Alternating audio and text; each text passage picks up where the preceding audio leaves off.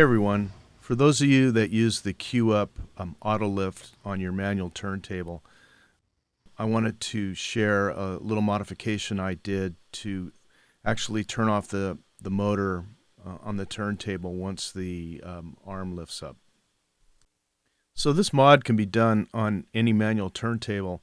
I was fortunate enough to be given this Thorens TD 150 Mark II, and when I got it, it was pretty beat up. But after playing around with it, I just fell in love with it, and I started fixing it up, making it nice. And I thought adding a Q up would be cool, and then I thought it would be even cooler to shut off the motor once the Q up went off. So I just attached this little reed switch with a magnet onto the back of the lift arm. And this reed switch is supposed to switch low current, so you don't want to be switching 120 volts with it. So what I needed to do too then was to build a little solid state relay unit, and I'll show you what I did on that.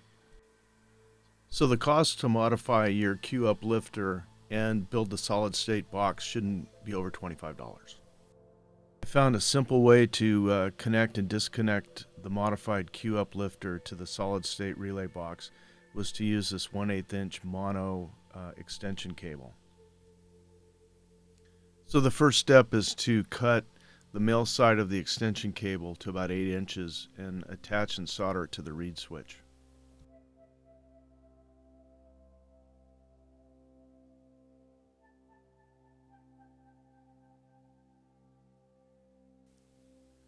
Next, trim and tuck the wires and cover the connections with heat shrink tube. This is one way to do this. On the second attempt, I found a little cleaner way to do this, and you'll see this later in the video.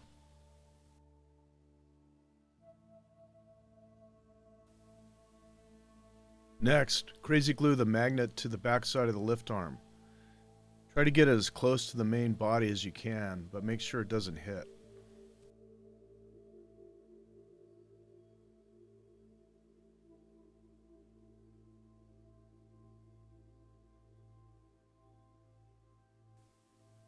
Connect the meter to the switch and run it over the magnet to test it for continuity. Position the reed switch with double-sided tape so it beeps when the arm is down and stops when it's up. Test and adjust this often before gluing it in place. So I've made several versions of this modification, and this shot shows the switch mounted vertically. Some of the other shots you'll see it mounted horizontally, which I actually ended up preferring. It really doesn't matter, just as long as the magnet activates the switch. So let's look at our relay box. There's lots of ways to do this. The way I did it is okay, it works, but I'm sure many of you out there could come up with a little better build. But here's the basics. We show the 120 volts coming in on the upper left, and the white side just is common, goes back to the turntable. The black side gets switched. Both black and white drive a little 5-volt power supply inside the box, and that is the voltage that gets switched by the Q up. And so all the Q up does is when that connection is made, it grounds the power supply and completes the circuit to the solid state relay, which then flips the black side on and switches on the voltage to the turntable. So looking closer at the relay box, if you look at the upper left corner, that's where the little 5-volt power supply is, and it's just tucked into that box.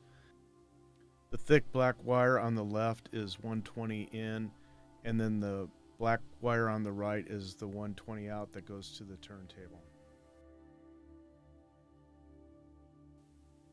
On this version, I also added a little LED that would be on the outside panel just to show that the unit's on.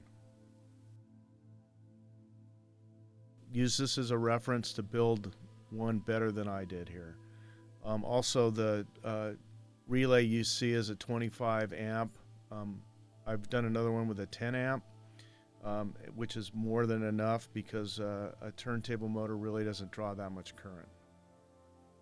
Also, some relays will make a thumping sound through the speakers. A little bit of current, I guess, going through there. I found that using a solid state relay, that's not a problem at all. So here's the finished mod on the turntable. All you need to do is run the little wire out the back and then connect it to the relay box, and you're good to go. I also mentioned that I've done a couple of attempts at this, and I wanted to show you the second attempt. It's much cleaner. I didn't use the heat shrink tubing. I just used a little bit of nail polish to insulate that really low current that's getting switched. So like this version a lot better. Also, this shot's from the back, so you don't even really see this from the front of the turntable. So I took this modification a step further and actually built in the solid state circuit into the turntable. Now, some people might not go that route, but I really liked how it turned out, and I'll show you that on a separate video. So there you go. I've included some links for some of the parts used in this mod. I hope this information's been helpful. Thanks for looking at my video. Cheers.